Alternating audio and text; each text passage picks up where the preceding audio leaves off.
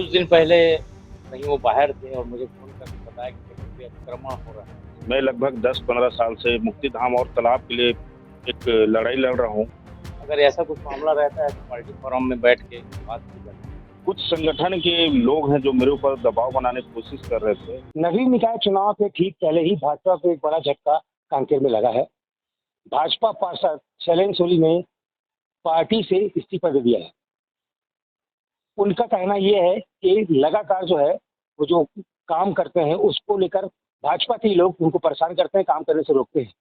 मुक्तिधाम के लेकर काफी लंबे समय से वो प्रयास करने में लगे हुए हैं। वहां पर अवैध कब्जा हो रहा है, लेकिन उनको साथ देने की जगह भाजपा के लोग उनको रोकने में लगे हैं।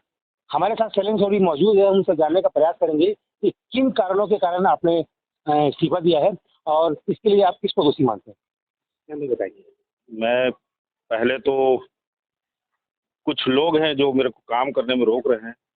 मैं लगभग 10-15 साल से मुक्तिधाम और तालाब के लिए एक लड़ाई लड़ रहा हूँ, जिसमें मोहल्ले वासी लोग भी मेरे साथ दे रहे हैं और मेरे को चुन के भेजे हैं।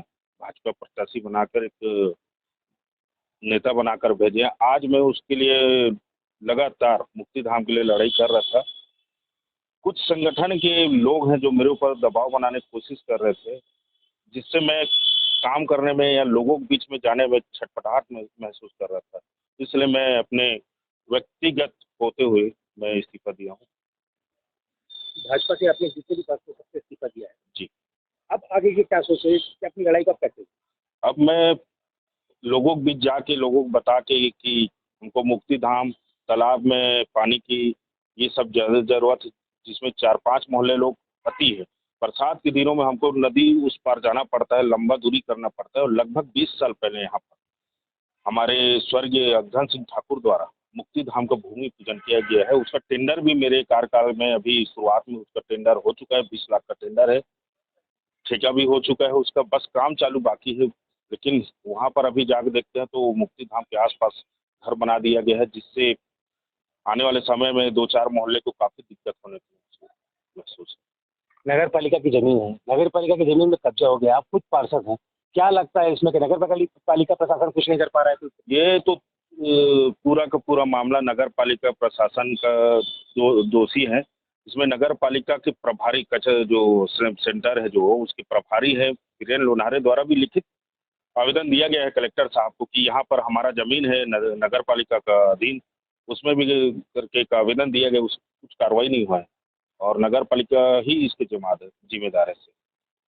ये थे हमारे साथ शैलेंद्र सोली, जो कि भाजपा के से पार्षद रहे हैं और नगर पालिका से इन्होंने जब रहते हुए कई बार मांग की कि जो मुक्तिधाम की भूमि है उसमें अवैध कब्जा हो रहा है, उसको रोका जाए, लेकिन भाजपा के लोगों ने ही इन पर उल्टा दबाव बनाने का प्रयास किया, जिसके नाराज होकर इन्होंने भाजपा के सभी पदों से इस्तीफा दे दिया है। कुछ दिन पहले कहीं वो बाहर थे और मुझे फ़ोन करके बताया कि कहीं पे अतिक्रमण हो रहा है और अतिक्रमण की जानकारी आपको देना है, मैं बैठ के आपको बताऊँगा करके।